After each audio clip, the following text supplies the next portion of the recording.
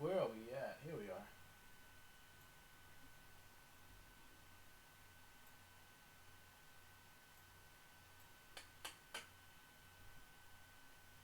What is this? Oh.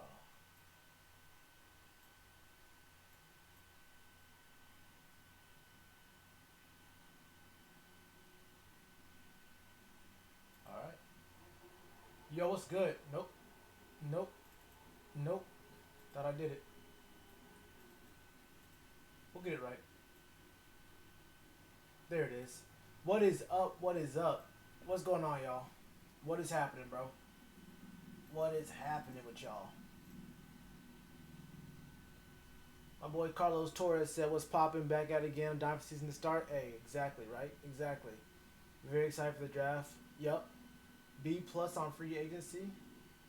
I think I saw someone gave us a B minus. No, I think someone regraded our. They regraded our draft from last year. Gave us a B minus. What do you think we should choose with our first pick? What way do you lean? I'll get that in a second. What up, Dante? I'm more defensive. Your defense is no good. It's pointless to have such an explosive offense. I mean, Carlos, the Chiefs almost went to the Super Bowl with a trash defense. The Chiefs had one of the best offenses we've seen in a minute. I mean, I agree with you though. I agree that you have to either have a pretty good balance, or you have to have like one of the best offenses ever.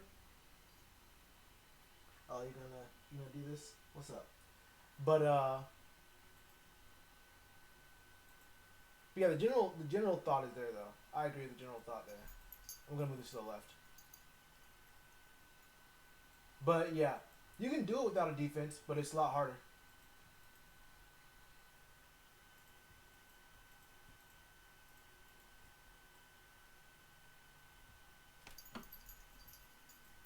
What is she doing? All right, we're set up now. Safety, corner, edge, linebacker. What does that mean?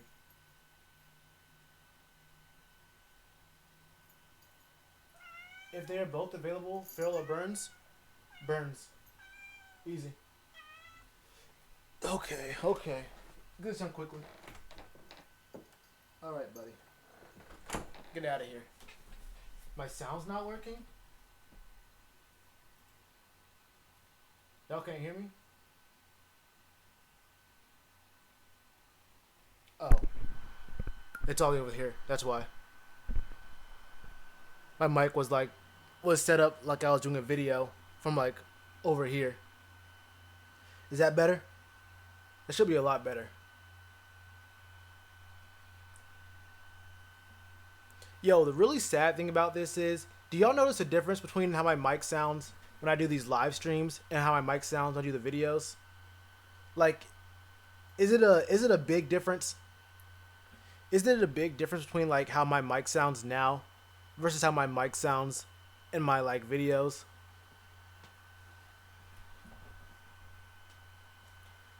That's the bad thing about that's the bad thing about my setup right now. I have a really really good mic. Like I have a actually I don't want to flex on it, but I actually have a really really good mic.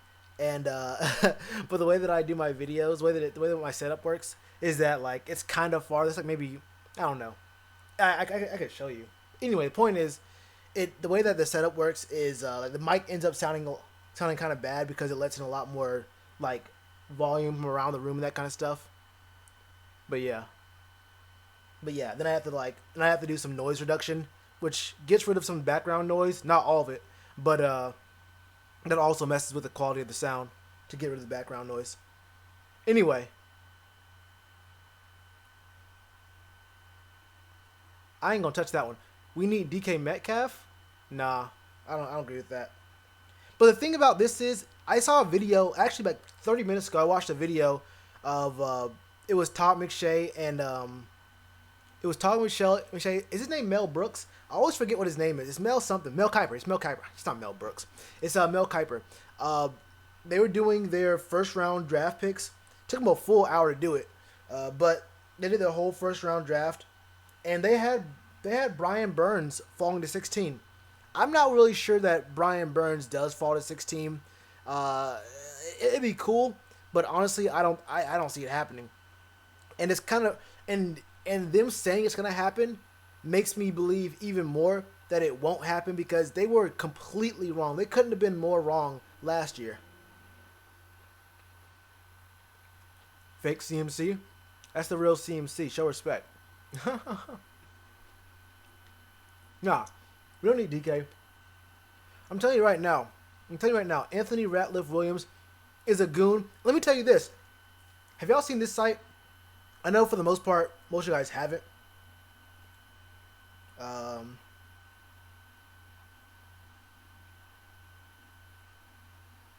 Here it is. Who can't stop the run?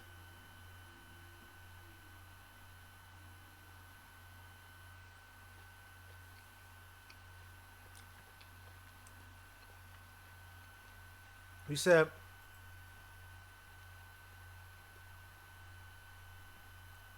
Taylor will be gone. Do you want Taylor? Yeah, he will be. Yeah, someone in one of my comments said that they hope Josh Allen falls to us. Look, man, I'm all for. Hold up.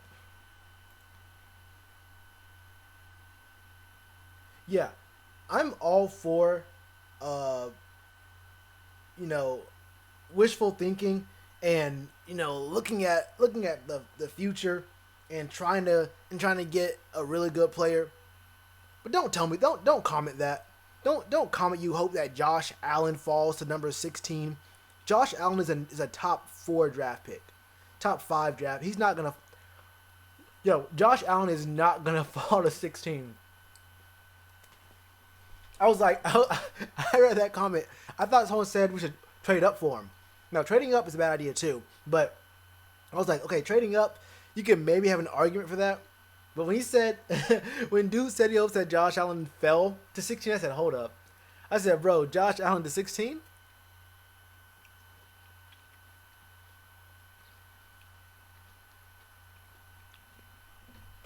I mean, look. That's Daddy. Who the hell is Kevin? Do I know you? I'm definitely not big enough to have a troll like that. I don't think so. Either way, I'm gonna have to move to the right. I think I'm just gonna have to keep this camera to the right. But man, I like it so much better on the left. Oh well. Oh well. It just works out. The sites I use just work out better for it to be on the left or on the right. I mean. All right. So this is a site that tracks all the NFL prospects, the draft prospects, and like the visits to teams. So here's the key here. You can see SR equals Senior Bowl, East West Shrine Bowl. There's a combine meeting. They're interested, very interested. They had a pro day. They have a local visit, private visit, all that kind of stuff. You can see there's some teams like the Cardinals visit a lot of people. You can see the players they visit, like when they did it. Like Josh Abraham or Jonathan Abraham had a private meeting, so that's like a very interesting kind of thing. They went to Corey. They saw Corey Ballantyne, a corner, but that was only at the senior game, the Senior Bowl. So like it's like I don't know, Senior Bowl meeting, not really a big thing. Nick Bosa saw him at the combine, a combine meeting and a private meeting. So that means they're really really high on him. East West Shrine Bowl for C.J. Conrad, not really all that big of a priority for him. Kind of a this site basically just tracks every team's visits with all their players. And one thing I noticed with the Panthers is you see there's a lot of people here. Hold up. Yo, play Lorenzo Doss. He's still a backup in my opinion. Hey, my boy DZ with the 5. What's good? He's your boy DZ. I'm back in the comment section. What's good, Brody? I appreciate that. But what you'll see here is there are several receivers on this list. Like we have Nick Easley came to us on his pro day, went to his pro day. We saw Jazz Ferguson at the combine. Will Greer, combine and pro day. But you'll see a few of these guys.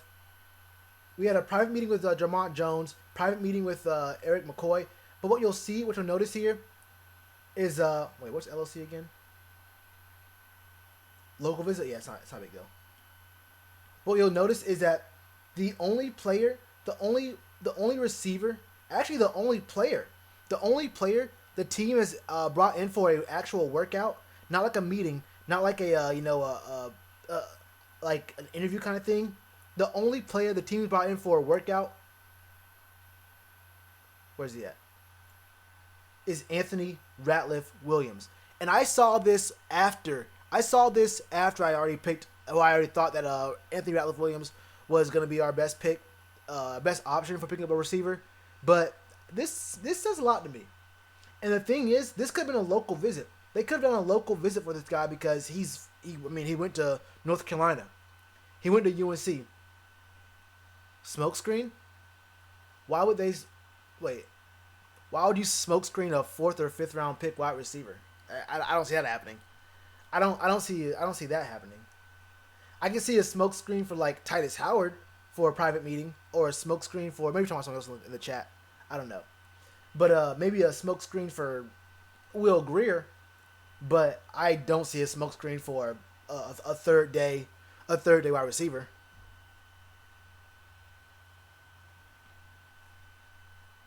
All right, but this is a pretty cool site. I mean, this is the whole content of it. It just shows which teams are bringing in what players, and you can tell from the priority from like which designations they have, just how high or low they are on a guy. Like Juan Thornhill, only having visited him during the Senior Bowl, that's kind of that could be I don't know, maybe not bringing him in and just already knowing about him.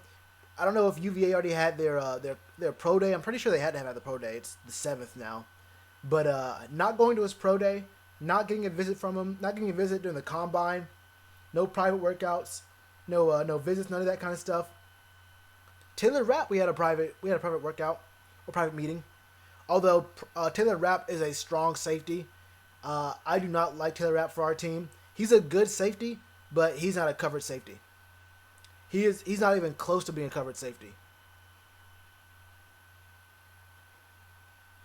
And turn your out of edge and tackle into the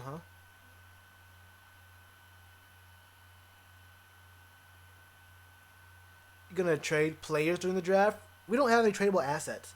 The only player I can see us trading is Mario Addison. He's the only one with actual like trade value. Torrey really can't be traded. And there's no point in trading Mario Addison unless you think the younger guys can do a good job.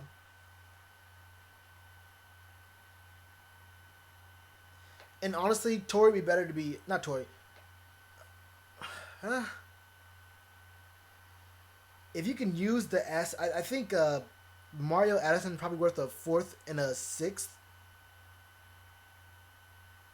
Mario Addison he's probably worth a third, probably a.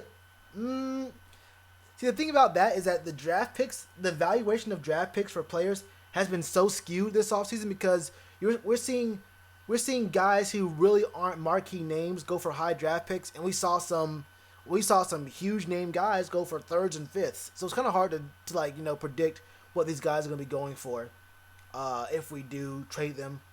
I don't see us trading anyone in the draft though. I see us trading picks, but I don't see us trading any players. Vernon Butler is tradable, but there's no trade value there. Like the thing about this is you have to understand like whether or not a guy is good isn't the only I guess litmus test for whether they're tradable or not. Like think about this: is Vernon Butler being a backup on the team more valuable than a 7th round pick? Vernon Butler's not worth more than a 6th or 7th. If you'd rather have a 6th or 7th round pick, then he's a decent backup. Vernon Butler was a 1st round pick, so he's obviously underperforming and he's obviously not doing what we want him to be doing. But he's worth more than a 6th or 7th round pick, and that's what we're gonna get for him. There's no way you can sell a team on picking up Vernon Butler for like what, a 3rd or a 4th, even a 5th round pick for Vernon Butler. If we have to replace him, a 5th round defensive tackle or whatever, I mean, may as well just keep him. I mean, I don't know what his. I think we'll be on the hook for some of his money still, and this might be his last year in the team, right? Kyle Love, what about him? He's a free agent. Plus, Kyle Love was good. Kyle Love was the only consistent. He was the only consistently good defensive tackle last year. Are you saying? Wait, Marquise. What are you saying? What are you talking? Marquise Haynes. Why would you trade? Wait, what's happening in this chat right now? What's happening in the chat? Are y'all trying to trade a guy who was just drafted last year and has no snaps in the NFL?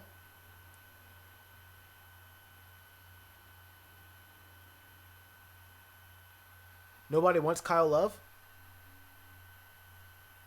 I think he's trying to find a deal. I think people do like Kyle Love. He's just trying to get a little bit more money, and it probably won't happen. Probably won't happen. He's probably one of the best backup DTs, but I think he won't find the deal he's looking for. Oh, trade Butler? For what though? I don't agree. I mean, what can we get for him? What are you saying? Okay, if you want to trade Butler, trade him for what? What do you think his trade value is? We all agree that Vernon Butler's bad, right? Think about this. Say the Eagles had Vernon Butler, and the Eagles wanted to trade us Vernon Butler. What would you be willing to give up to get Vernon Butler? That's the kind of thought experiment you have to have when you talk about trading guys. When you think about trading guys off the team, you have to think to yourself, if someone was trading us this player, what would you be willing to give up for him? And if the answer is basically nothing, then you know what it is. A 3rd or okay. Anyway, the team's hosting. I think you guys already know this. The team's gonna have a draft party at Bank of America. I got my tickets. Yo, I was actually mad late. They were available the 5th. I think I just got my tickets this morning. Bro, I forgot. I actually meant to set an alarm on my phone to like remember to do it. But I guess if it's gonna be set in the stadium, they're obviously gonna have like tens of thousands. I don't know how many tickets are gonna sell. I mean, you're not gonna be sitting in assigned seats in the stadium, I assume, right? I don't think so. But basically, it should be pretty cool. I'm still not sure if I'm going, but I got my tickets for it. If you live in Charlotte, you definitely should.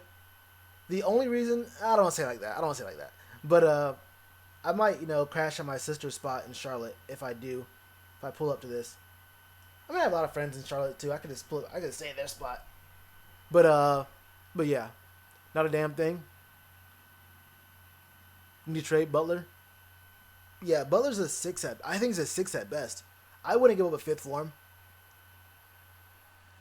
Like would you give with our 5th round pick this year? If someone wanted to give us Vernon Butler, would you be okay with a 5th round pick giving a 5th for him? I wouldn't. He's a decent backup, but I'd rather get a rookie. I'll get you in. What do you mean get me in? I have tickets. My only problem is knowing where I'm gonna stay when I'm over there. No, my only problem I'm good on where to stay. My only problem is shooting videos. I don't want to be at the thing and then stay there all night and then have to shoot a video at like 2 a.m.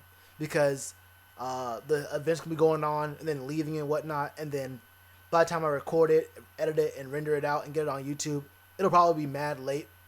So I don't want to do that, and I'm not gonna like wait for us to have our pick and then dip out of the event immediately. So the biggest issue for me would be the timeliness of my video for that. And you already know. Hey, look, you already know draft pick videos go crazy. Those go crazy. You feel me? Ross Cockrell, what about him? He has 1 year on his deal left. That'd be a rental.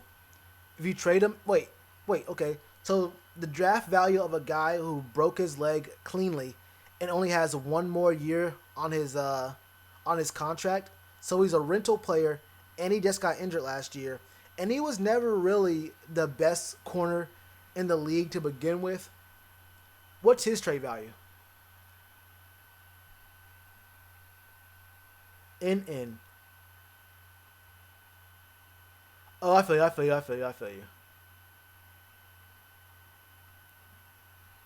How much do they cost? What, these tickets? These are free. Tickets to this draft party is free. And you can get 8. Yeah, if you go on, you have to do it on mobile, I think it is. Oh, I'm not really sure how it works. But yeah. Fans must reserve their mobile only tickets here through Ticketmaster. And you can get 8 per account. Yeah. So it's definitely free. For example,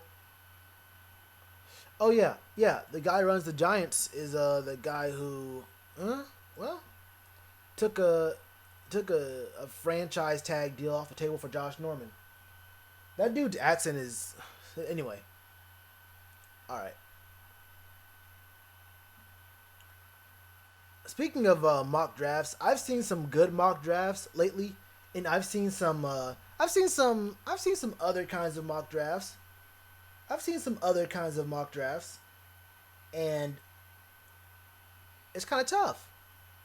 Yeah, you never know. Ross Cockrell could work for us, but he doesn't have very high trade value anyway. Ross Cockrell might be about the same as Vernon Butler. For most teams, he'd be a backup corner, injured, 1 year on his contract, so he could just leave next year. And you have to give up assets for him. Like signing a guy to a 1 year contract, signing a free agent to a 1 year contract is very different from trading for a guy who still has only 1 year on his contract left, because you're actually giving up something to get him, and he may just go ahead and just leave the next year, and so you gave up something of value to risk maybe not getting very much in return, and you still don't have the asset. And yeah, we didn't even see how good he could be. I mean, Ross Cockrell, he could be good. I'm not saying he's bad. I'm not saying Ross is bad. I was excited when we got him last year. Him and Denoris Cersei. But his trade value isn't high. His trade value isn't high, and I don't see the team trading him. I mean, we need depth, don't we? Think about that. If we trade Ross Cockrell, what would our cornerback depth look like? Say James Bradbury gets injured. Say Dante Jackson gets injured. Now what's our cornerback depth look like without Ross Cockrell? There's levels. There's levels to this whole team building thing, to these thought experiments. You can't just randomly say trade a player. You can just throw a name out there without thinking of the whole context. One of my favorite words to use, one of my favorite things, my favorite concepts, context. There's always a deeper context, and it's not just always about the straightforward thinking of trade a player. That's a name. That's a guy who's not a superstar player on the team, not really having a big contract. Trade him. Let's go ahead and trade that guy. There's a lot more going on behind just that. Trade Ross Cockrell for another player. All right. Rashawn Golden is good. I don't know. I mean, we didn't see any snaps. I don't know. You tell me. Did he get in the game? I mean, I'm not really sure. Is he good for safety? Probably not. Would he be good at nickel? Couldn't tell you. Maybe. He could be good at nickel. I think he's probably decent right now. I think probably decent right now. Oh, let's go check right now. So the whole point of this stream, we're already like what 20 minutes into it, 30 minutes into it. Wow, we're gonna be hard cutting it at an hour because I might be recording 2 videos tonight. I already have 2 videos done, and I really wanted to I wanted to be like plus like a full week ahead for my draft board videos. Last week I did all my videos on like Saturday, so they were already I had all my videos already done, and I had to re-edit some of them to throw in that petition stuff. Which, by the way, if you're in the stream right now, hold up.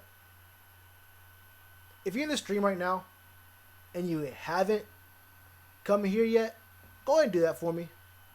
If you're in the stream right now, where's my chat?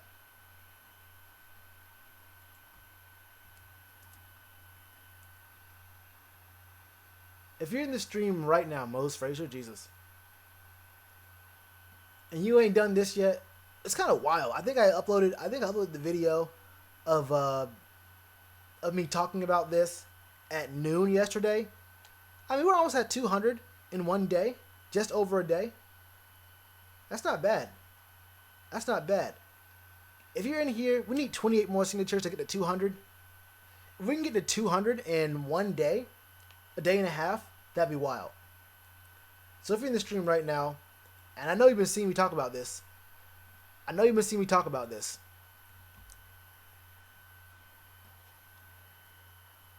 We should have kept Trey Boston.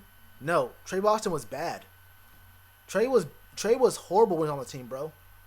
I think a lot of people forget just how bad Trey Boston was and that he got benched multiple times. Trey Boston got benched multiple times. That's the thing, bro. It gets kind of hard to like not be in this position, but I think a lot of fans have selective memory or just never remembered or just never knew certain things. Trey Boston was not very good his first time around with us at all. He really couldn't tackle. He really wasn't all that great in coverage, and he freelanced on plays multiple times. He freelanced so much, he got benched. Bro, Trey got benched.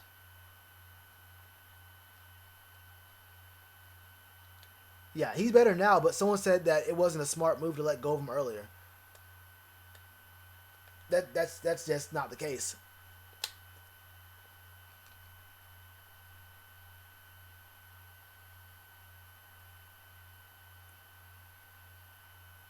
Yeah, he can hit when he makes contact. Yeah, when Trey makes contact, he can definitely hit.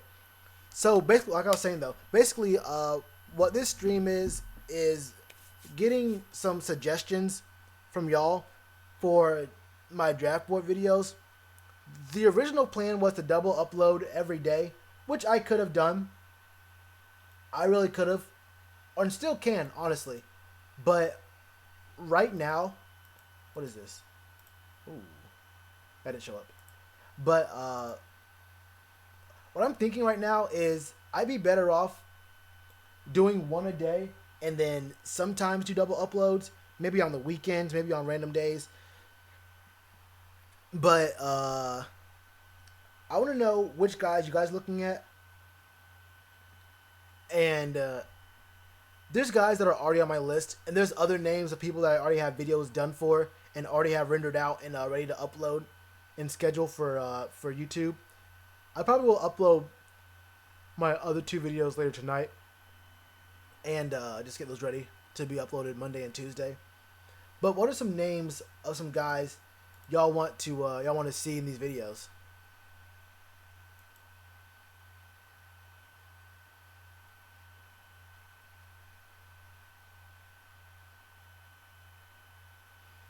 Cut the Veta.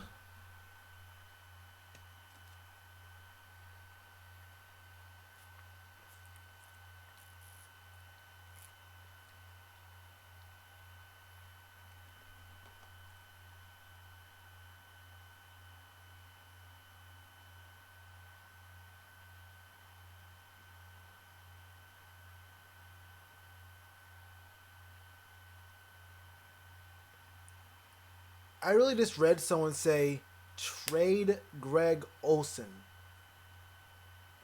I'm not sure what was worse, that suggestion or the picks you thought that he would actually go for. I'm gonna, I might have to be the. I'm not gonna be the bearer of bad news for you, but it might come as a surprise to you guys that. Well, first of all, the team would never trade Greg. That'd be the. Well, I'll get past that one because I don't even want to. Actually, I shouldn't even acknowledge that at all. I shouldn't even acknowledge that because that just shouldn't be even that. That's just a weird statement to make. I ain't gonna lie. I ain't gonna lie to you. I ain't gonna lie to you. Hold up. Oh yeah, Savage for sure already has a video on him. Greedy. I mean, I could do a video on Greedy, but I can guarantee you we're not gonna pick up Greedy Williams. I do like Monty Williams. Who's that? Who's that running back who should be available in the third or fourth? There was a running back.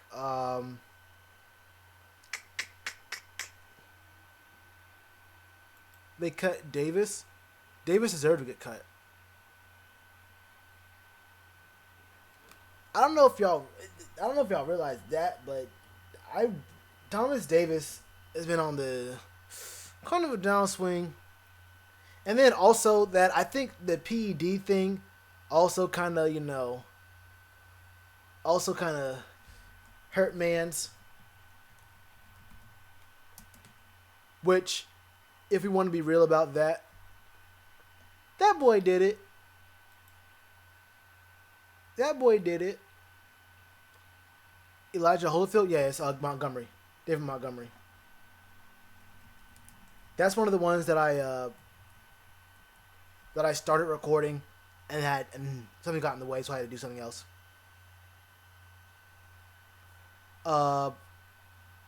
Greedy Heat fit with James and Dante? Okay. But is corner as big of a need as defensive end? Or a lineman? Or a safety? I don't think and then who would you put in the slot? They can't all be on the outside. Isn't Greedy Williams an outside corner? Are you gonna put Dante in the slot? Can Dante play the slot? You can't put James Bradbury in the slot. I mean, are you gonna put Greedy on the X and put James Bradbury on the Z?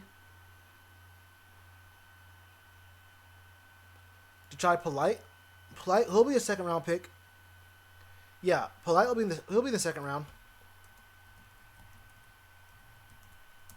But I do see us picking up an edge rusher in the second or in the first. So it depends on what we do in the first. But Polite should be there at number 47. Corn Elder, I think you forgot how Corn Elder looked in the plays he got in last year. Corn Elder ain't ready. That boy really ain't ready.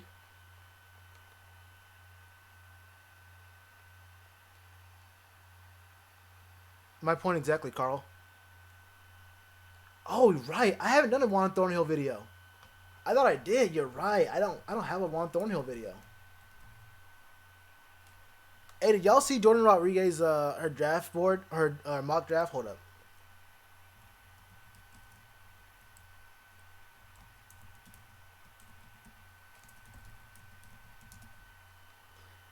I think we had a couple of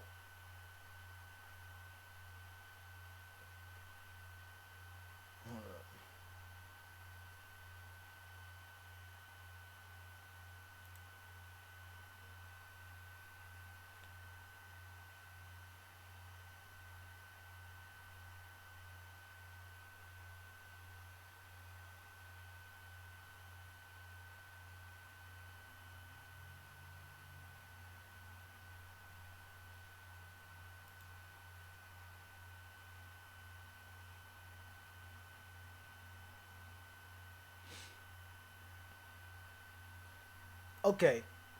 So all right. So what I noticed was there was a lot of people, and by a lot of people I mean a ton of people who were high key. I don't know. They were boosting this mock draft pretty hard. It wasn't terrible, but I wasn't as high on this as a lot of other people. I went to the Panthers subreddit and literally everyone was like jerking it.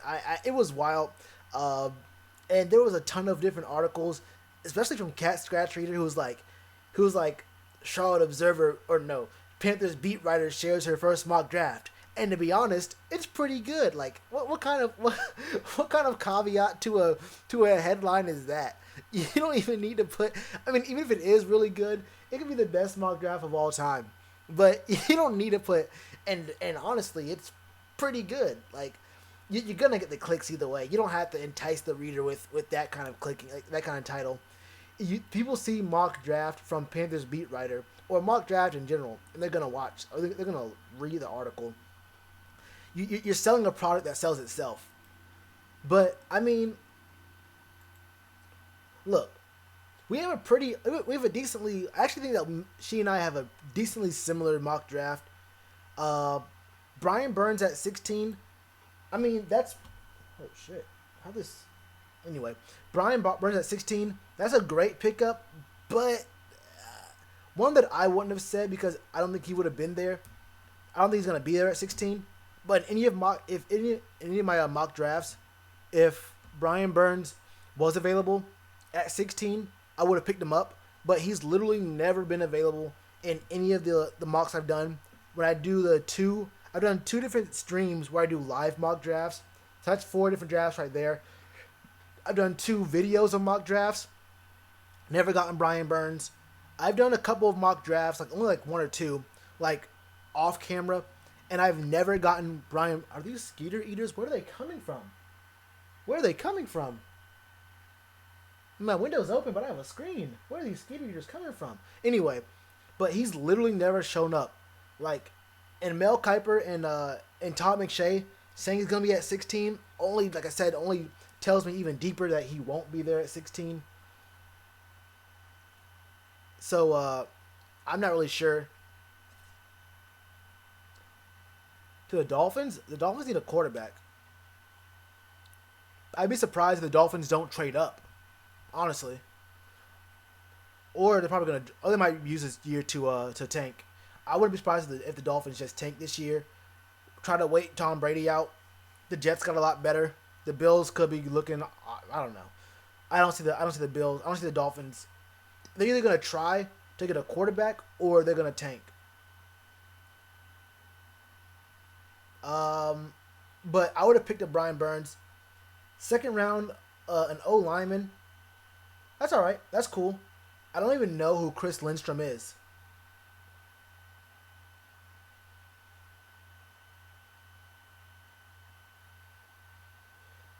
I'm not sure what his strength is.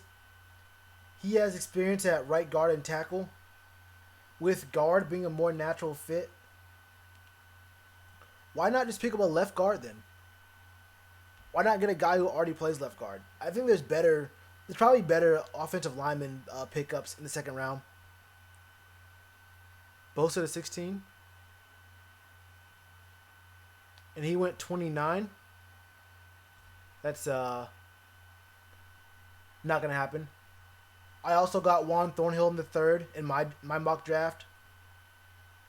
Titus Howard, I'm not sure if I'd ever seen Titus Howard fall to number 100. I'm pretty sure this is the thing about this mock draft is that it looks good.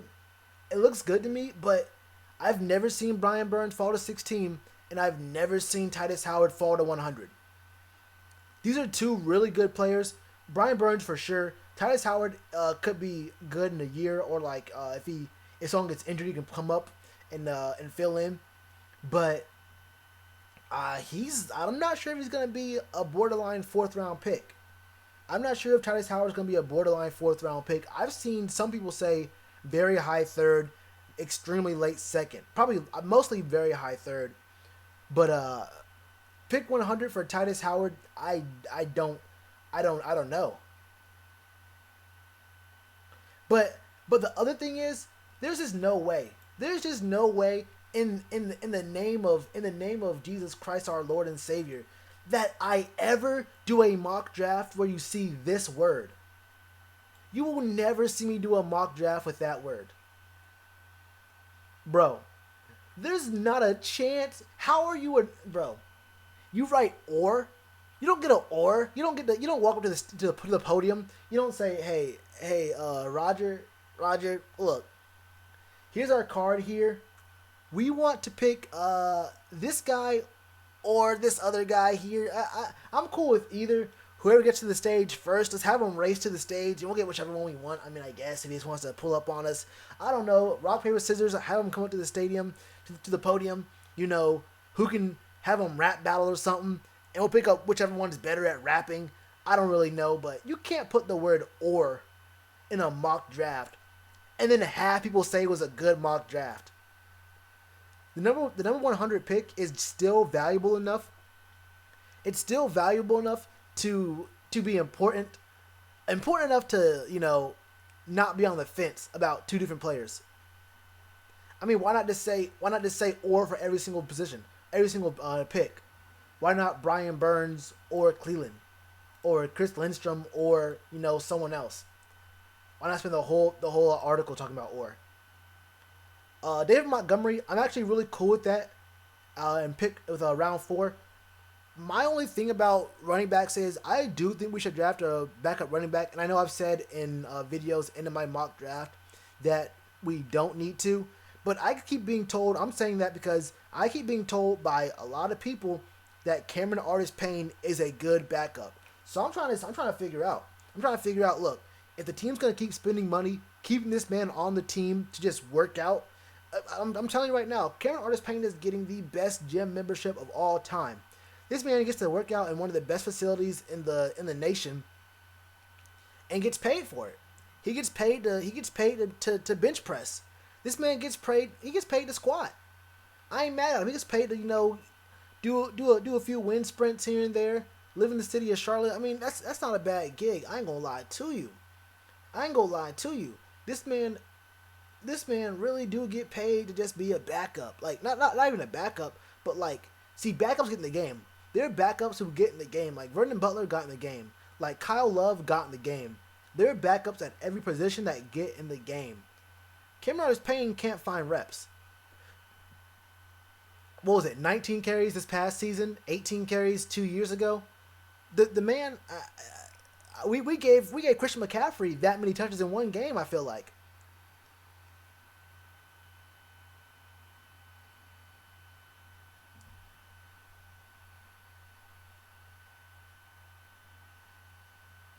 No guards in this draft. I mean, I'd say you can get a guy who swings, who can be a guard or a tackle.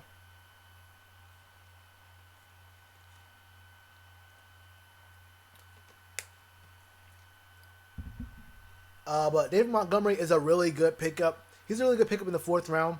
I'm not against picking up a running back in the 4th, and I honestly would pick up David Montgomery. I feel kind of bad because in my next and final mock draft, I probably will end up picking up David Montgomery, and people who find my channel might think I'm cheating off of this one because our drafts are very similar. Brian Burns, not the same thing because he never shows up, but I would have picked up Brian Burns. I did pick up Juan Thornhill in the 3rd. This I would agree with Titus Howard, but I probably wouldn't go that number 100. David Montgomery I would pick 2. Mark Fields is a pick that I've been high on since my very first mock draft. Mark Fields is a great, it's not too far. Mark Fields is a really good pickup and a really good steal in the 5th round. Doesn't really have all the skills that you want in a premier corner, but for a slot guy, he fits. He checks all the boxes, fits all the things you really want in a slot corner. And this is a sleeper that a lot of guys probably have been looking forward to and haven't been looking at very much. But I've been high on Mark Fields for a minute now. I highly doubt anyone's going to be comparing our two lists. And then Cameron Smith at linebacker. Does it really matter? Not really. But with us, we already picked so many linebackers last year. We went back-to-back rounds with linebackers. I don't think we need another linebacker. I'd rather pick up some more depth, maybe at defensive tackle. There's that Bugs dude. Was it Dwayne Bugs? What's that dude's name? Bugs, something like that. He's a really good backup tackle, defensive tackle that I think would be really good for the team. I wouldn't go with the linebacker again though. That doesn't make any sense to me. Unless he's good in coverage. If this Cameron Smith guy is good in coverage, if he's an edge rusher or a jag, I don't really care, bro.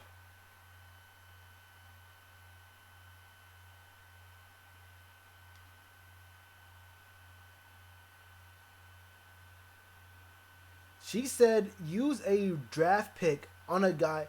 Smith would fill an immediate special teams need in Carolina after the retirement of linebacker Ben Jacobs and loss of linebacker David Mayo in free agency. We can't find a guy who can be on special teams. We can't find a UDFA. We can't bring in a guy. We don't have enough guys to be special teamers. We're gonna use a draft pick to be a special teamer. I understand. Look, if he has a specific skill set, like here, it doesn't even say what his skill is. Okay, you want Cameron Smith, but what was he good at in Maryland? What was he good at? Was he good at coverage? Was he good at diagnosing plays? Was he good at blowing up the run, rushing the quarterback? What was he actually good at? There's nothing here. She says Smith could eventually project into a backup middle linebacker role. Eventually project into a backup.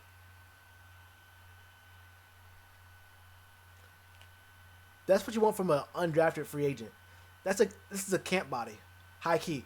Who will be 3 starting linebackers? Probably Luke, Shaq, and Bruce Irvin. That was easy. Yeah, Luke, Shaq, and Bruce Irvin. Easily. Easily. And the 4th in the 3-4 is probably going to be Marquise Haynes. I thought it'd be a lot harder question to answer. Yeah, that was very easy. But I mean, overall, this wasn't a bad list. I think I kind of went in on it a little bit, but this wasn't a bad list. My biggest issue was who is that? Oh, this is the girl. Oh, this is a old girl. They hired her from. She used to do college football. She used to do the same kind of job in the Mountain West division. She was the one covering the combine.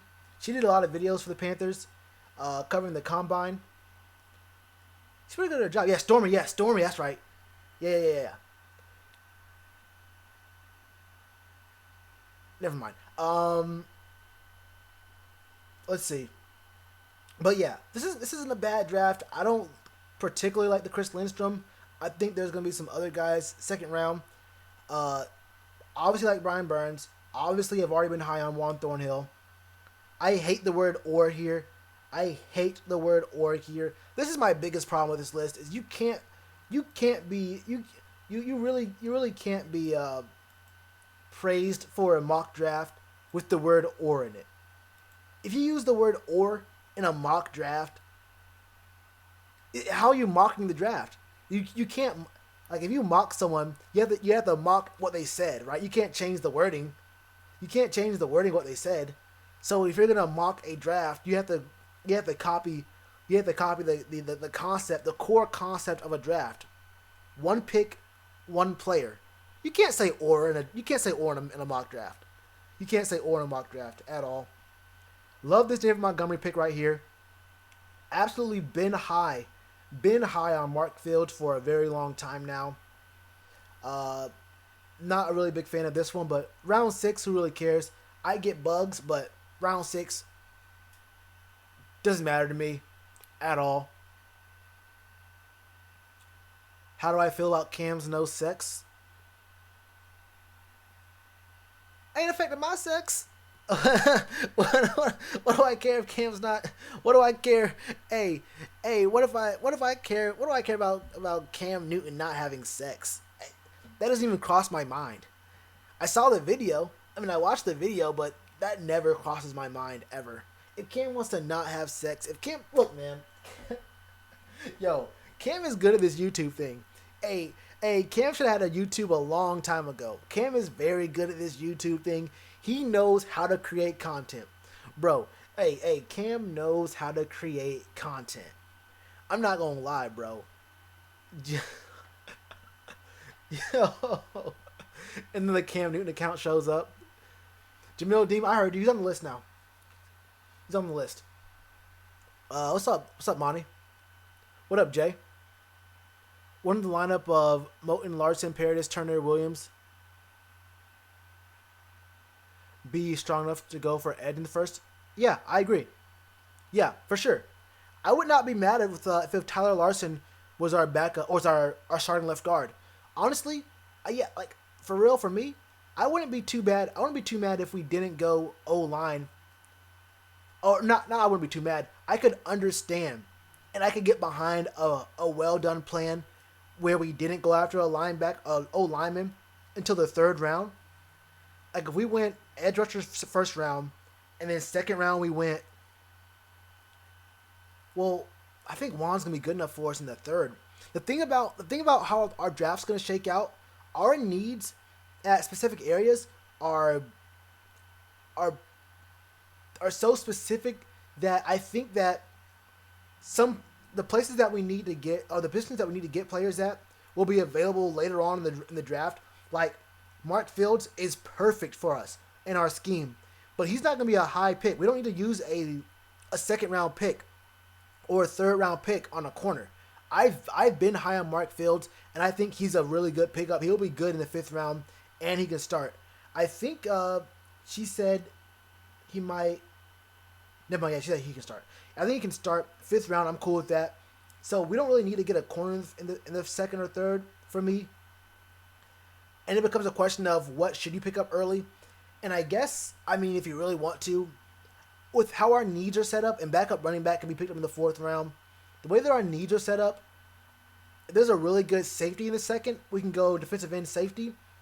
But the way it's set up, we should probably still go offensive lineman in the second and safety at the third. But I'd be cool with, O lineman and then edge rusher in the second, depending on who's available.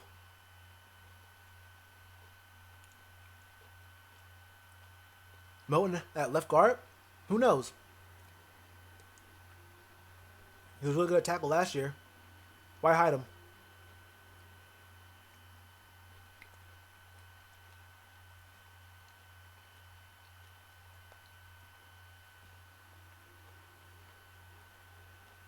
Titus Howard or Jonah Williams? Easily Jonah. Jonah's a top 20 pick. Titus Howard is probably going to be a third round pick. An early third.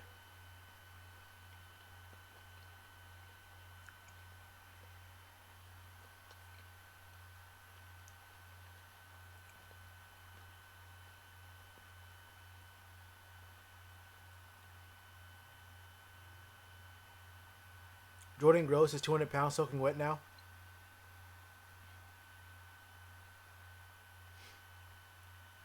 That idea of taking 2 tackles in the first 2 rounds? Who said 2 tackles? Did someone say... Hold up. If you don't get what Cam means by not worrying about sex, it makes sense, in my opinion. Football. Chasing a female? I mean, Cam got a girlfriend. Cam has a... Wait. First off, Cam ain't chasing he's not chasing any women right now because I think he's in a committed relationship with a woman he has children with. The general idea is there, but specifically for him, that's probably not an issue. Although, I won't even get into all that. I ain't getting into all that. Look, I was Cam Newton. Anyway, I think he got caught slipping. His I'm not sure if they're married. I don't think they're not married. I don't think, but his girlfriend is I'm sure she's really cool. I'm sure she's mad. I'll show her the respect she deserves. She is very attractive. If I was Cam, I wouldn't be cheating. But he's not. He don't gotta chase. If you're Cam Newton, you don't gotta chase. I'll tell you this right now, bro. Oh, they are married. All right, cool. So if you're Cam Newton, you don't gotta chase nothing. It's a 3-step process. 3-step process. Here, I'll put it in the chat for you. Step.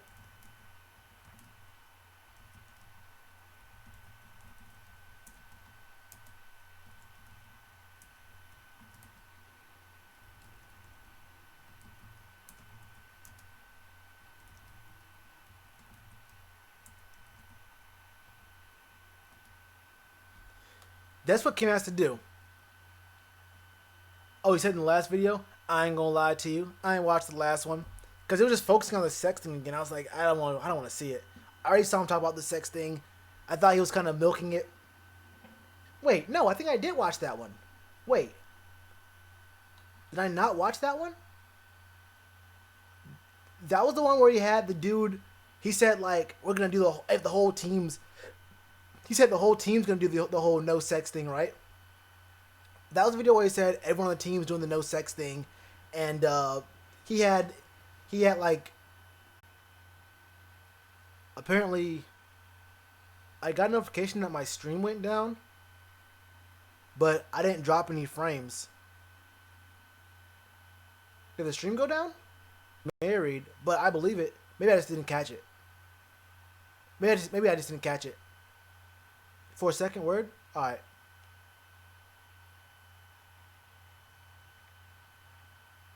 Oh, in general, yeah. Oh, yeah. Oh, for sure. Oh, yeah. Bruh. Yeah. The thing about that is, you don't have to chase. Once you get the money, once you get a little bit of the clouty, you can chase the game. But after a minute, the game chases you. And honestly, it's really overrated. It's all of that is very, very, very overrated. I won't get into it, but I mean, look, get it how you live. But if you have to spend a ton of time working at this stuff, it puts a strain on your mind, bro. You just gotta get it how you live. You don't gotta. If you're stressing that, if you have to stress that much over it, which I understand, never mind. Everyone's life's different. Everyone's life and experience is different with that, so I ain't gonna judge, trying to say anything. It's just whatever. It's whatever. Oh, okay, I got you. Bro, you can easily scoop his girl, no cap. Yo, he said you could easily scoop his girl, no cap. Yo, chill, bro.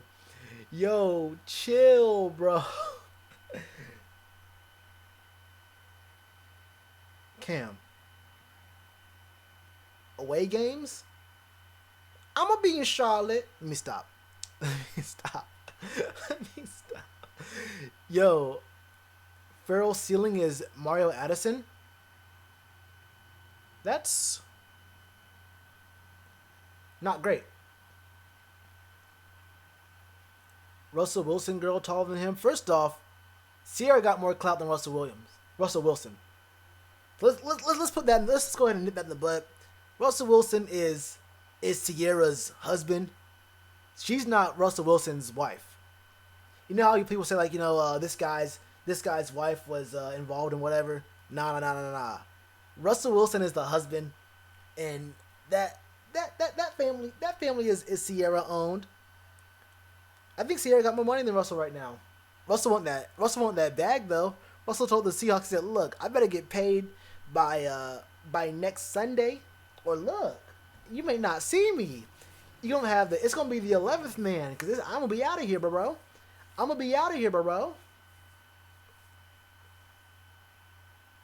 No safety worth the pick. Worth what pick? What, the second round?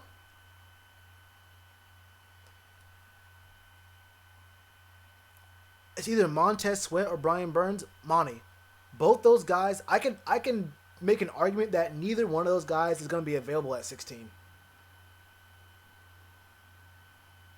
I can make the argument that neither one of those guys is even going to be available at 16. And I wouldn't be surprised. I would not be surprised at all. I know Montez Sweat will probably not be there at all. He might be a top 10 pick. But Brian Burns, I can see him. I can very easily see him not being there at 16. But that's what you're saying.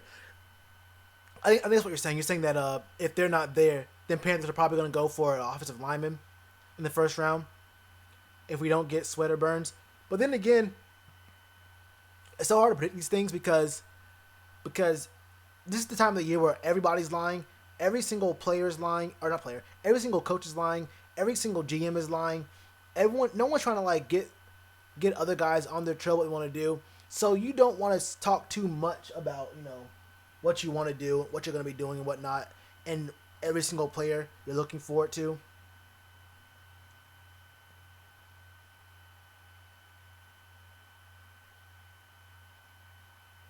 No, I would not trade down from the 16th because Burns is not going to be there. How many mock drafts have you seen Burns lasting to what 20? I mean, how far are you gonna trade down? And how much capital can you get for trading from like 16 to 20? Are you saying like 16 to 25? I definitely don't see Burns lasting until pick 25. So you're either talking about moving down what four picks ish, and either way, Burns probably gone before 16 to begin with. I don't see that happening at all. There's been literally no there's literally no projection that I've seen where Burns doesn't go before 16 or around 16, 17. In fact, I can see the Falcons picking him up. I can see the Falcons getting Burns if he's available. I swear this girl.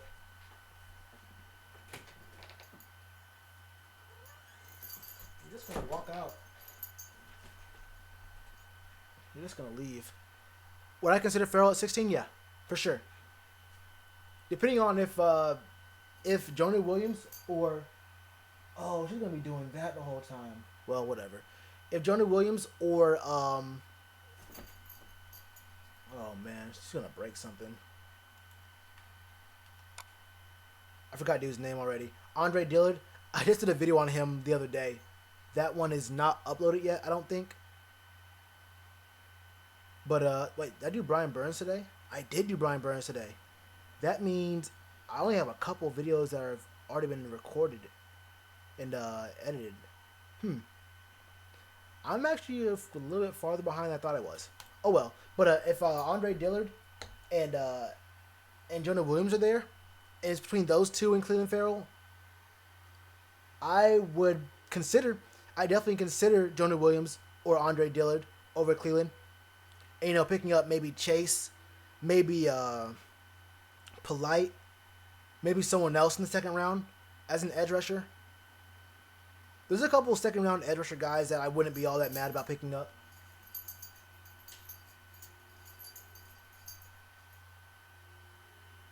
But yeah, I consider him.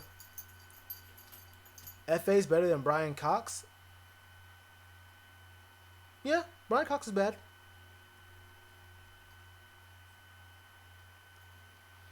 No, Hornets did not make the playoffs. Yeah, I know, because the Hornets are run terribly. They're a horribly run franchise owned by an. Never mind. What the hell? I don't know what you want, Brody. But yeah, Jordan is terrible. The whole organization is bad. It sounds like they want to spend. Oh my god! They want to spend the next 5 years, being going either negative or even. They want to go 500 every single year. I mean, they want to have a decent draft pick.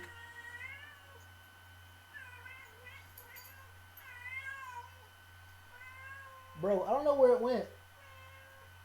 Oh my god.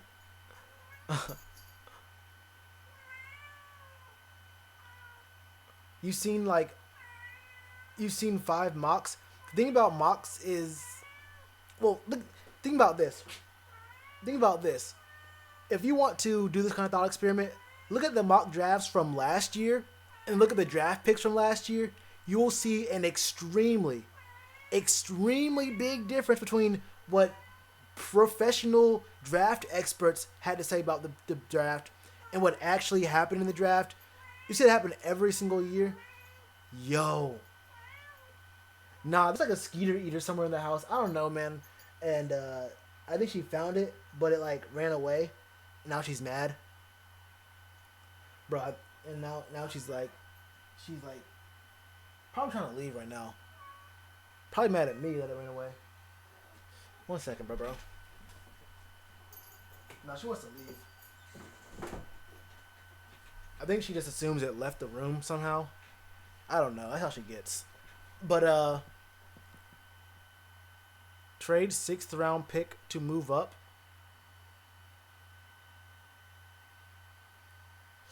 Uh,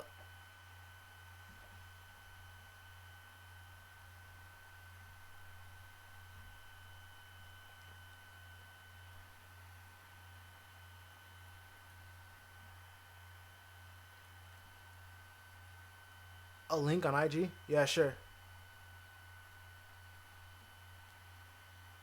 Wait, a link to what?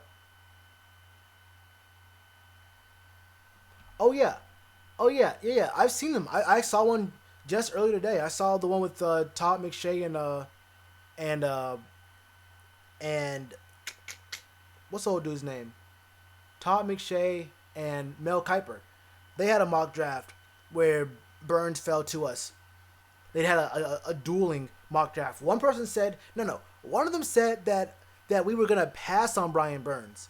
That's how I knew I couldn't, bro. I mean, just looking at how it went last year, and I'm sure it goes back farther than just last year.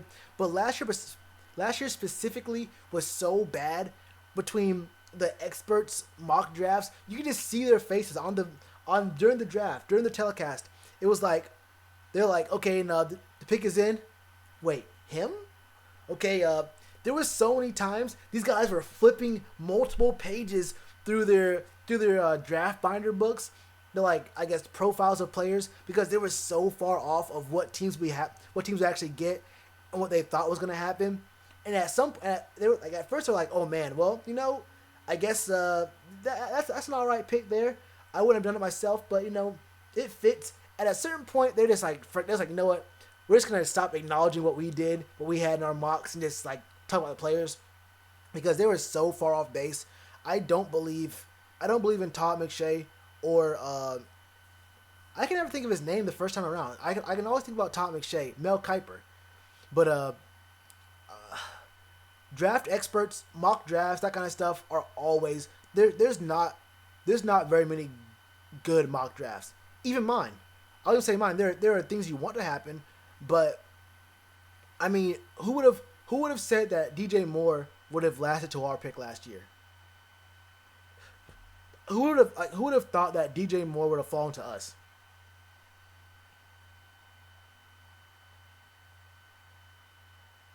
Bro, and just ours, bro. Did I mention that they said that we were gonna pass on Brian Burns? I don't know if I mentioned that yet, but they said that we were gonna pass on Brian Burns. One of them said that he was gonna go to number 17. What? What? When I tell you, I don't know, man. I don't know what to tell you. Oh, someone asked me if I think that our offense can take the top of a defense. No, our offense isn't built to do that. Our O isn't built to take the top off. It's built to get underneath, rack yards, good routes, and push the chains. But yeah, not a single player on our team right now I would feel comfortable saying is a burner, like take the top off of a defense kind of player. Maybe Torrey Smith, but I think Torrey's going to end up being a cap casualty, so I'm not sure.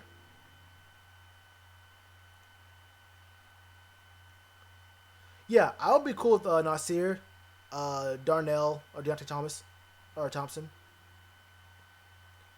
DJ's not a speedster. Nah, he's not that. He's not that fast.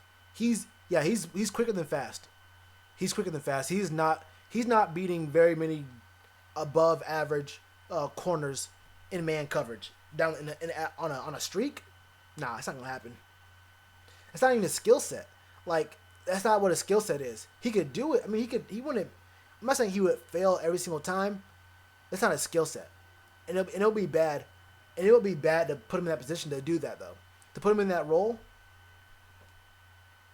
Plus, DJ Moore is a slot. He's a really good slot receiver. I think DJ Moore he's a slot receiver. He's like a I don't want to call him a what's the old boy's name who played for the Dolphins now on the Browns? Starts with a J, I think. I always bring him up. I always bring him up in my videos. I just forget his name. Like when I do these live streams, my mind goes completely blank.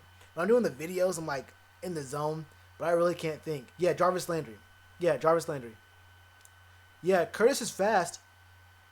No, but that's not their skill set.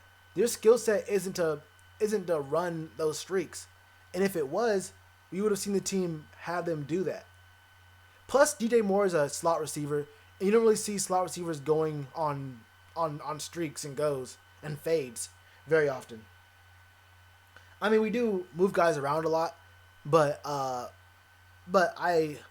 wouldn't have DJ Moore's value is a lot stronger in a different role and not like a role that's built to be a consistent burner up the field. Curtis Samuel maybe, but he's a little bit too small. Is he gonna high point once he gets past you? I mean, is he gonna really be able to fight for the ball through contact up the field? Is he gonna be like, you have to have other skills as well? Speed isn't really the only skill you have to be a top guy who takes the top off a defense. You have to have other skills as well. And Curtis Samuel is so much better underneath that it would be a disservice to him, and it would be misusing his talents to turn him into a guy who just goes on streaks and fades. He's not that kind of guy at all. So there's more to it than just a 40 time. You feel me? There's a lot more to it than just a 40 time.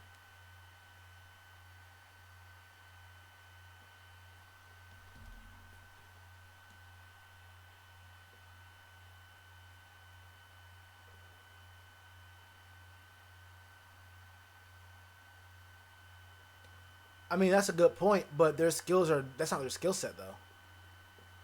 I mean, was Curtis Samuel? I don't think that's his skill set. You saw what DJ Moore and what Curtis were actually really good at this year. I'm not all that sure. I'm not all that sure that's the case.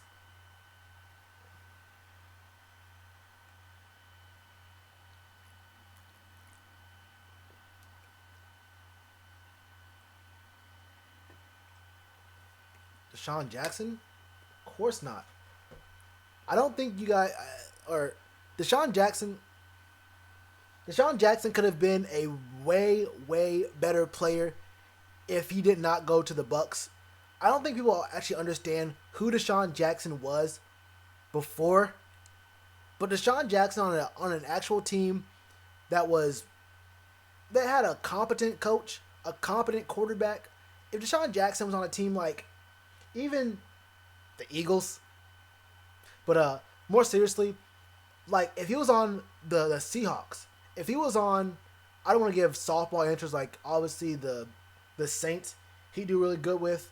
The Packers, he'd do really good with. I think the Steelers, maybe even the Cowboys, although I don't trust Dak at all. The Texans, for sure. I mean, Deshaun Jackson on one side, then you have DeAndre on the other side. I mean, they already have Will Fuller is another good receiver. And don't Texans have a third guy who's really good as well? Don't remember. But there's a lot of... But Deshaun Jackson, it has a much... He's way... I don't want to say he's way better, but I don't see Curtis or DJ Moore becoming that kind of player. That's not the game. The game isn't like that. Someone said something about Adam Thielen and Stephon Diggs. Yeah, I mean... I don't know. Probably.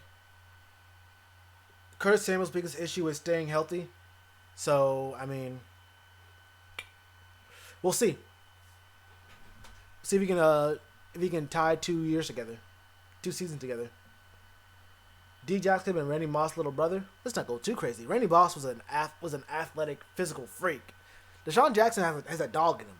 Hey, DJ got that dog in him. But Randy Moss never tried. I always got the sense that Randy Moss never really cared too much because he knew he was better. And he never really had to like go as hard as he really wanted to or could have gone. I think if Randy Moss really wanted to try and really wanted to put effort into it, he was kind of like Shaq in a way. You know how Shaq was like, I think Shaq could have made himself easily could have made himself the most, I mean, while he was in the NBA, he he was the most dominant, most unstoppable player in the NBA over anyone. Doesn't matter who it was, over anyone. But I think Shaq could have been considered a top 4 player of all time if he'd actually cared. If he actually practiced. If this man Shaq actually gave a single, if he actually cared at all about his health and conditioning, I think Shaq could have been arguably, maybe even top 3 in the history of the game. But he didn't care enough because he could dominate just off his own merits, off of his physical abilities. Didn't really try as hard. If he had that kind of instinct, that killer instinct that Kobe had, if he was in the gym working out, doing all this health stuff like Kobe was, Shaq could have been. I would probably say Shaq could have been the best player of all time. Same for Randy Moss. And plus, Randy Moss got that goofy West Virginia accent. I cannot, bro. It's so hard for me to watch Randy Moss. It's funny, but it's so hard. This man talks like this. You know what, man? Hey, look. When that cornerback showed his hips, and he swiveled his hips, gave him an inside look to his hips. That's all a receiver had to see. Gave him an inside look, moved his head over, went back to the outside, cut outside to a fade, got outside the numbers, brother. And when you see that, look, when you see that, brother, but yeah. Curtis Samuel a better Damiere Byrd?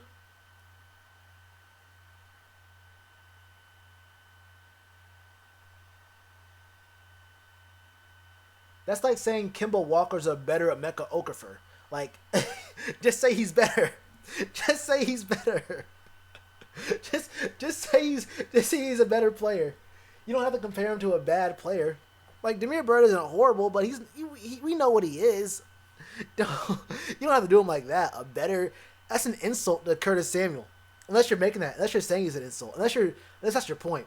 Unless your point is that he's just a better Damiere Byrd, then I understand you.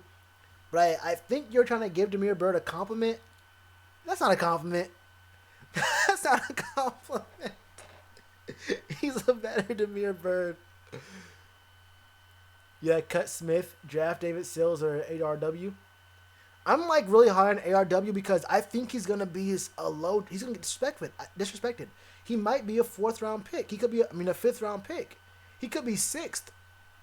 The man didn't even get invited to the combine because he had a I have to use this language. He had a really crappy quarterback. I'm not gonna lie, sometimes it's kind of hard being family friendly on YouTube, but I'm trying to be marketable. Speaking of marketable, here's an ad for you guys. Have you guys signed this petition yet? Change.org/P. Just kidding. I'm not gonna read this out. But if you're in the stream right now and you have not signed this petition, don't do it later. I'm cool if you want to leave and come back here in like 20 seconds. But if you're in the stream right now and you have not signed this petition, look, man, I can read it to you. You know what I'll do? We have almost 60 in here, and I know that all 60 of you guys have not done this yet. We're having a fun time. I'm not going to read it all to you.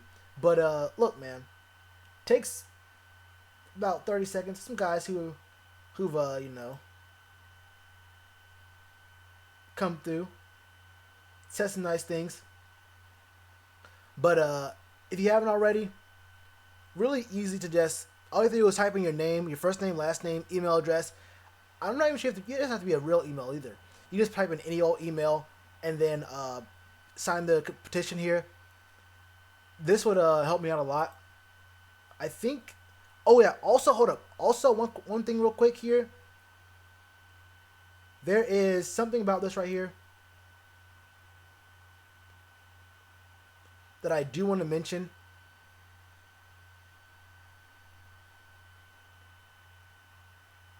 Is it doing it? Hold up. Weird. Okay. So what happens after you sign the petition? It does ask you. Hold up.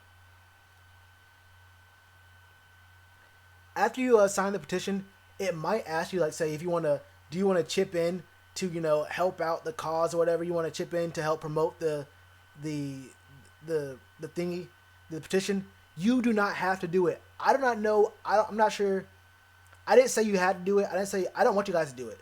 You guys do not have to put in money to promote this. You are way, way, way better off. I mean, way better off just sharing it with your friends. If you're in Facebook groups for Panthers fan bases, share it there. Share it on like your social media. If you're in like IRL kind of Panthers fan bases, like Roaring Riot, that kind of thing. Maybe you're part of like a community like Cat Scratch Reader, the Panthers subreddit maybe. Although I'm not really that. I don't know if you guys use Reddit that much, but my channel is not, or maybe just me in general. I'm not very popular on the Panthers subreddit for some reason.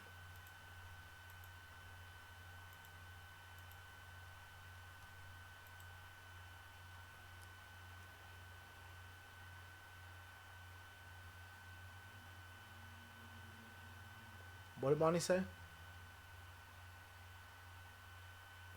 If Bird stayed healthy? Really?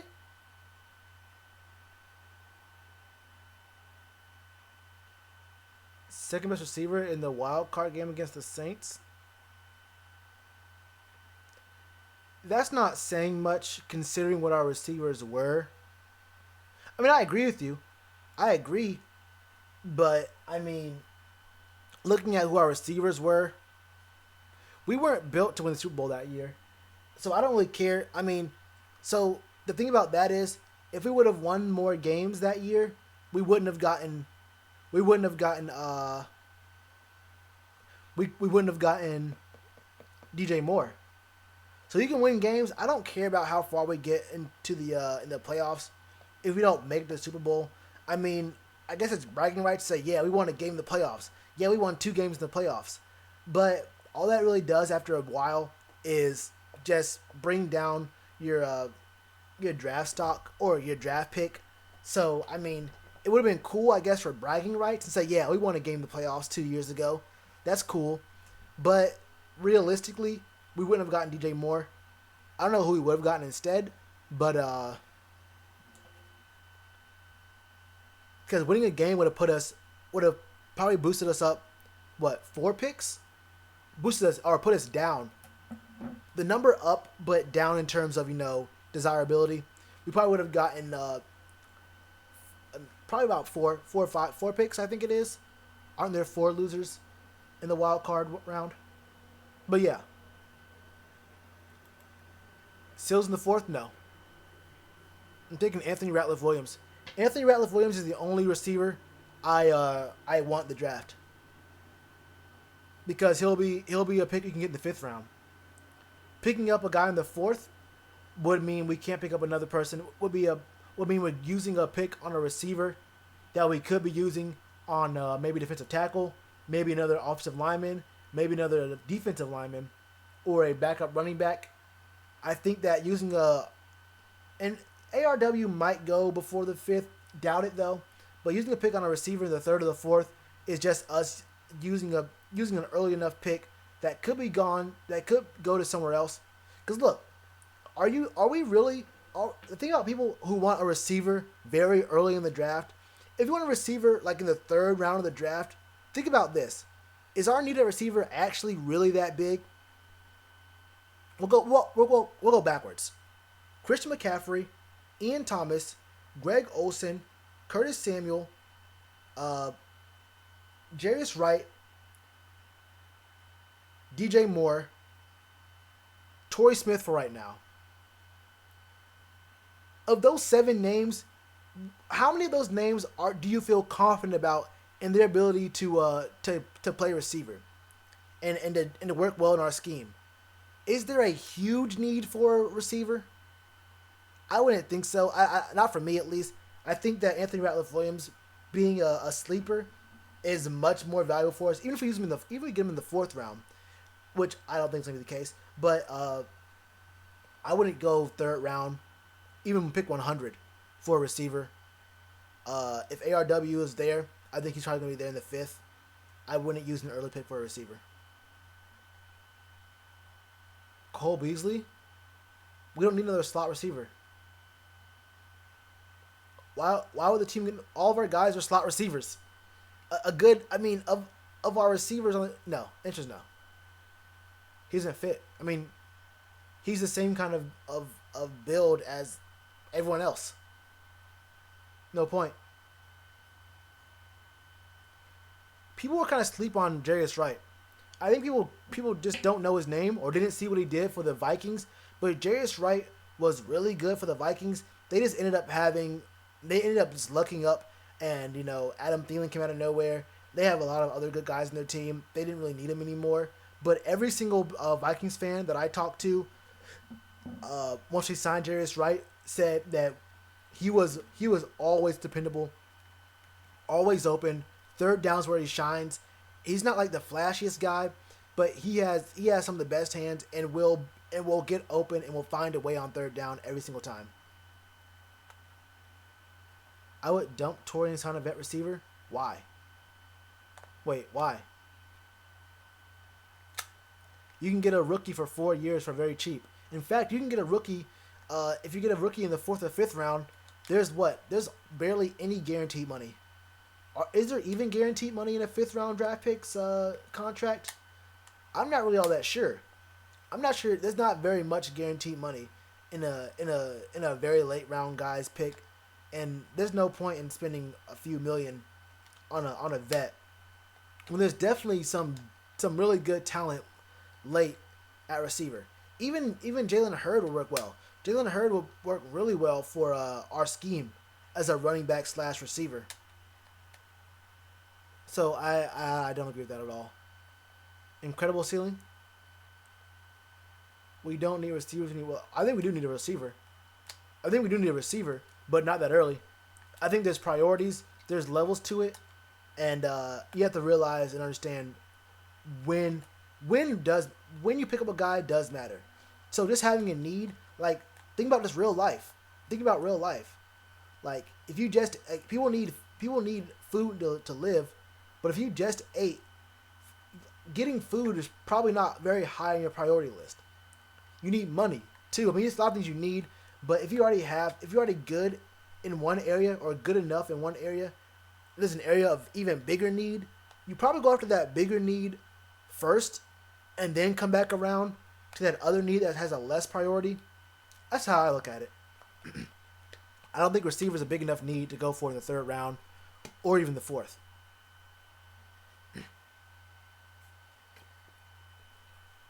What's going on with Bird? He's not on the team anymore.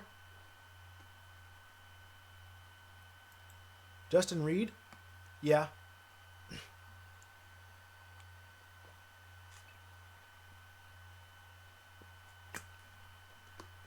Also, everyone wanted to get Josh Jackson last year. In fact, Josh Jackson was projected to be a top 15 pick. He went in the 2nd round. He went early mid-2nd. And he got injured. He got put on IR last year. That's another example of mock drafts being horrible. I mean, yeah, everyone had Josh Jackson going very high. Some had him top 10.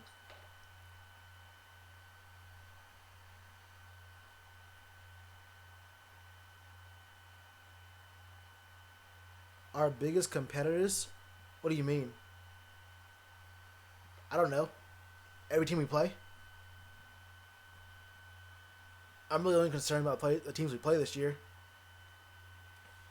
I don't know if you mean biggest competitors. What do you mean?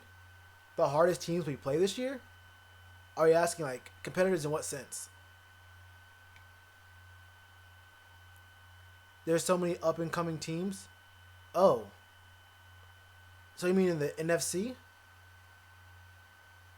Like who'll make the playoffs? I mean, really the biggest thing is I just want to win the division. It doesn't really matter. You have a lot less to worry about when you win the division. So, the Falcons and Saints.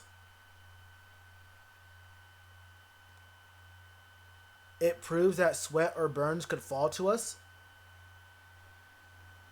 You would think that, Hugo, but there's a lot of mock drafts. You're saying that, but you're saying that based off of me. I think you're saying that based off of me saying that Sweat or Burns won't fall to us. But I'm saying that because there are professional, expert draft pickers who are saying that they will fall to us, and that's why I think they won't. I'm not sure they will, bro. Oh wait, you're saying because they said it's gonna be higher? I don't know, bro. I don't see that happening. It's different. See, it's different for a cornerback than an edge rusher. Corners and edge rushers are very, very, very different. If there's two positions you can really scout, it's quarterback and well, actually, quarterback's kind of hard to scout.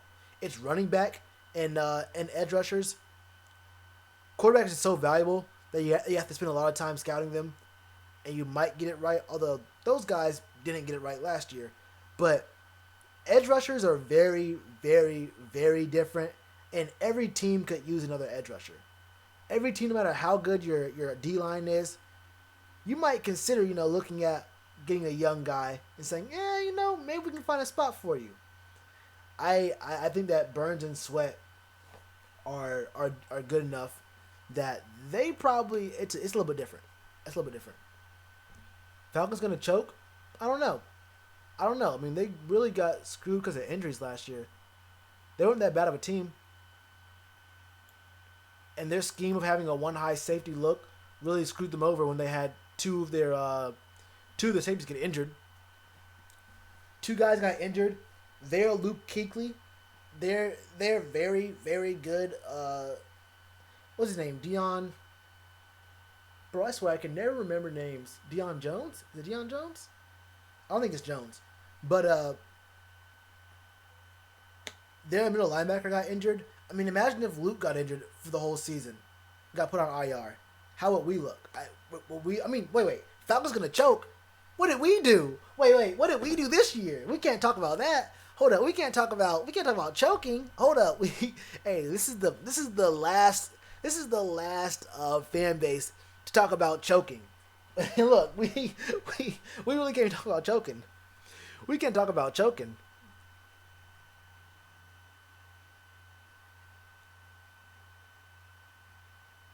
The Saints might fall off. They have a good team again.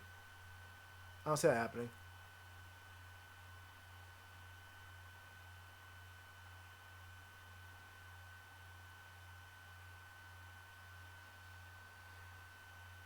Eric Washington fighting for a job right now.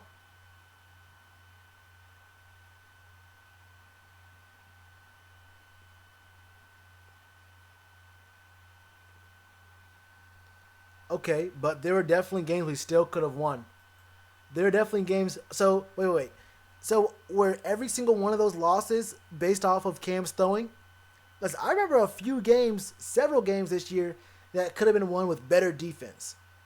There were a few games that we did lose. There's a couple games that we did lose on the final possession on throws that weren't. They weren't like 40-yard bombs. They weren't 40-yard bombs. There was a what game was it that we lost at the 2-yard line? I don't know if I can blame every single game that we lost this year after the Steelers game at least. I'm not sure if every single game that we lost was based off of a Cam's injury. Our defensive coordinator got fired or demoted. Also, he's not fighting for a job. Ron Rivera's going to keep him in a position. He's not fighting for a job at all. Ron's going to make sure that Eric Washington is good. He's not going anywhere. I mean, he's still on the coaching list. I mean, what's his job? He's not a DC.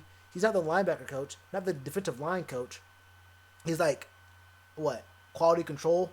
He's like I guess an advisor, a consultant for the defense. I guess I'm not really sure what his position is, but no matter what, he's on the payroll still. I mean, he may be looking for a better title than what he has right now, but he got a paycheck. He's getting a paycheck no matter what. He couldn't throw 30 yards.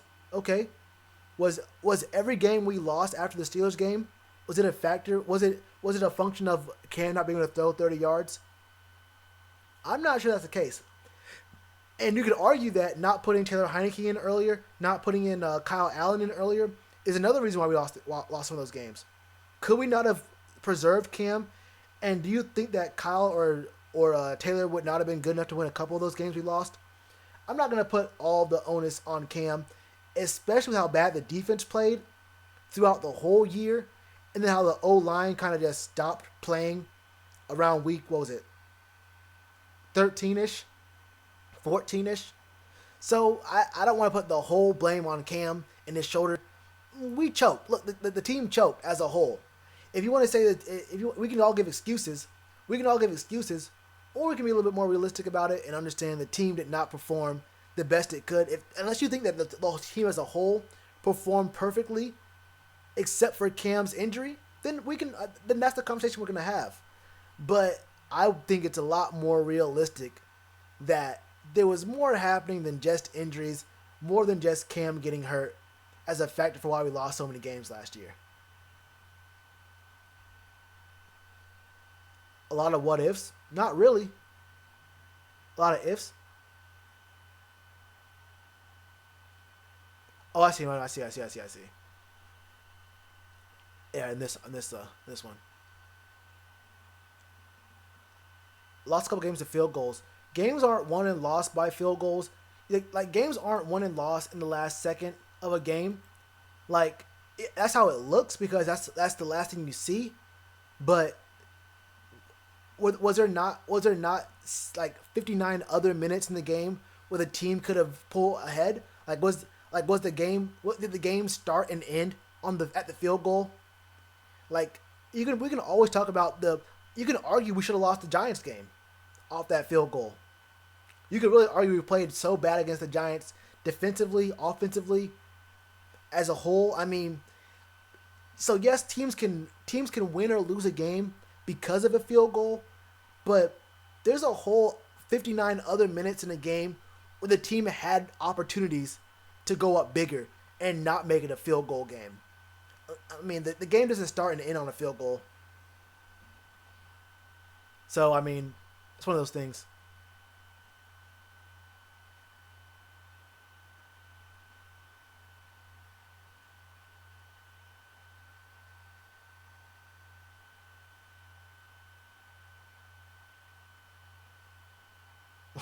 What?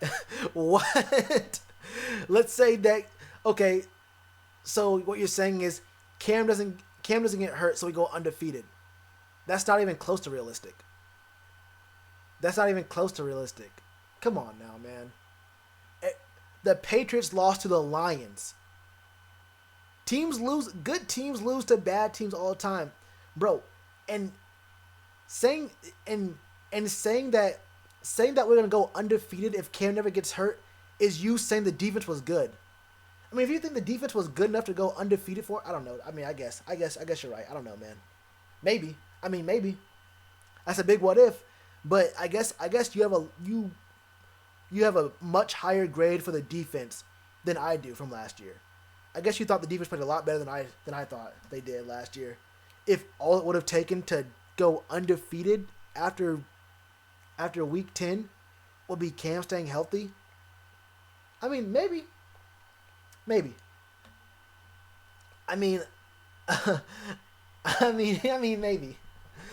maybe.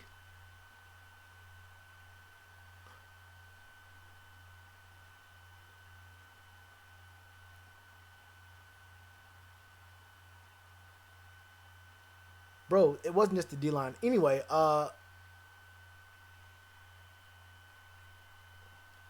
defensive coordinator and defensive play caller. Yeah, that's just a title. Like how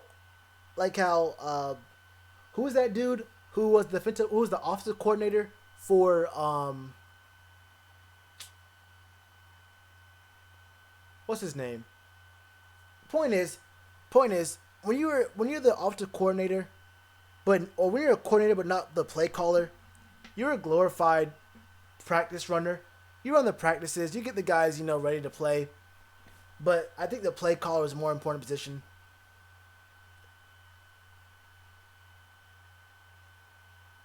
Bro, you said we were going to sweep the Saints. Come on now, bro. You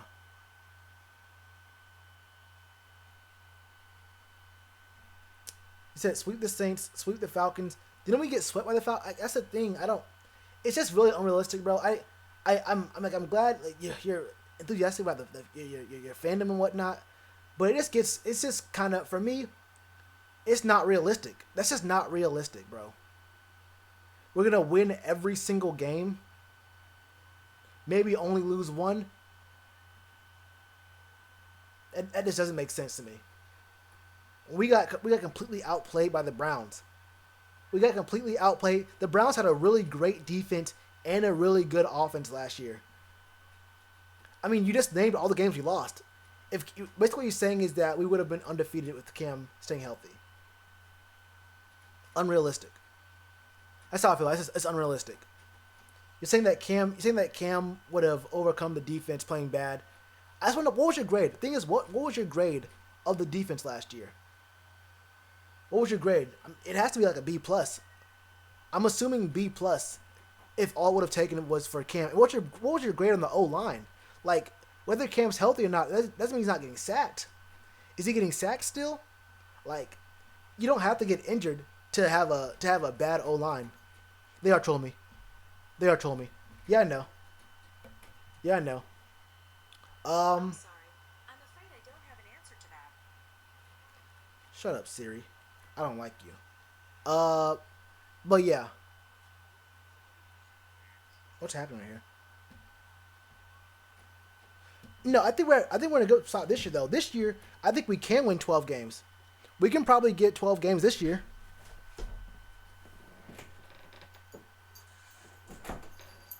But thinking about it, this is going to be one of our more challenging years because we're playing a lot of good teams.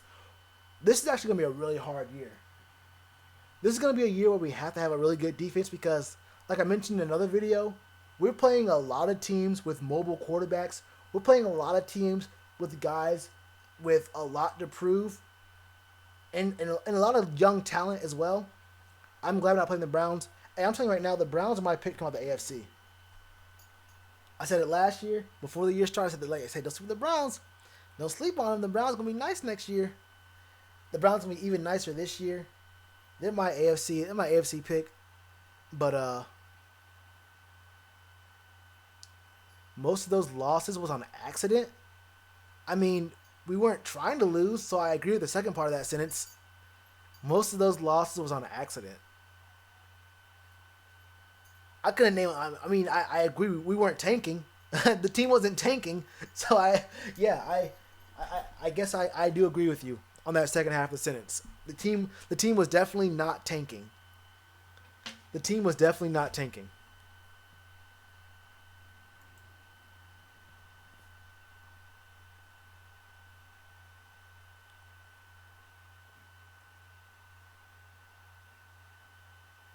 What's Thomas talking about? But in the beginning of the season, they're always playoff contenders, even of somewhat of a Super Bowl contender. Who? Talking to Hugo and Thomas are talking. Hold on, let me see. We are in the 20s in power rankings. We're definitely not overrated. Wait, who?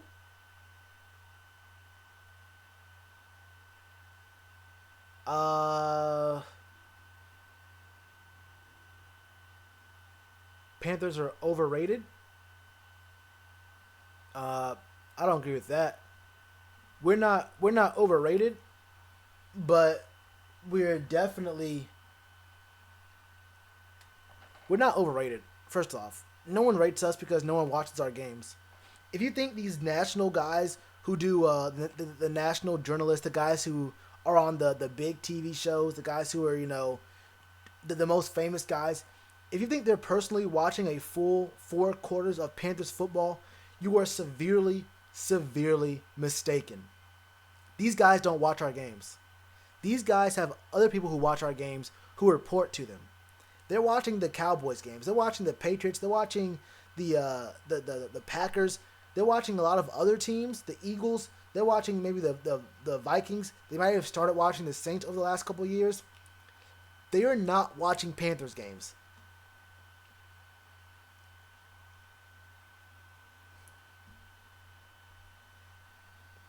But yeah, I think the draft, how we draft on defense, is going to be a big factor in how we look this year.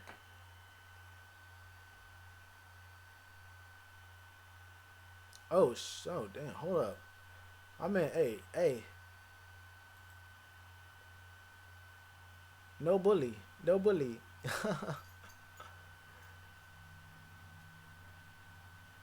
Cam is sweeping Pat Mahomes. No cap. Pat kind of goaded. Hey, Pat kind of goaded.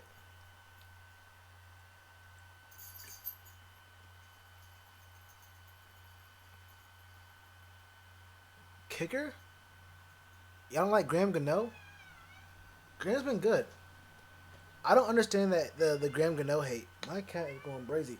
Yo, it's been 2 hours. All right, yo. Actually, we gotta cut this one. I thought it was gonna be a 1 hour stream. I'm probably gonna delete this one. This won't be one that goes up and stays up for a long time. I'll probably give this 24 hours and then kill it. But either way, y'all, thanks for coming through. And if you haven't yet, look, y'all haven't yet. Y'all haven't yet. After this stream, Gano is trash? Have you seen his percentages? I don't... Wait. Have you seen his percentages? Is he trash? I don't know if that's the case. I look at his stats. Look at Graham's stats. I don't think he's trash, bro. If Graham got cut today, he would be on a team tomorrow. Look, if Graham got cut today, he will be on a team tomorrow, and I promise you that. I promise you that. Same thing with Coach Rivera. People saying they want to fire Ron. If Ron got fired today, well, I guess today would be kind of bad. I don't know about today because it's too late in the off season. But if he got fired when the season ended, he would have gotten a job somewhere else very quickly. Snap of a finger. Anyway, y'all, I'm about to be out of here. If you haven't yet, hit this site up. I'm trying to wake up to 200. Big facts. I'm trying to wake up to 200. And if you haven't, and if you already have signed, but you haven't shared it, hey, you're part of any Panther communities, or like you have, people who watch the videos, or family members, that kind of stuff. Just give them the sign. Takes like 10 seconds, Brody. But thanks for coming through. This was a much longer stream than I planned on it being. It's already 10 o'clock. Am I going to record a video tonight or two? We'll find out. All right, y'all. Thanks for coming through. And I'll see you on my video tomorrow. Which, I'll let you guys know if you're still here right now. The video tomorrow is going to be on Andre Dillard. So I'm going to answer a lot of y'all's questions I think you have about how I feel about him. All right, y'all.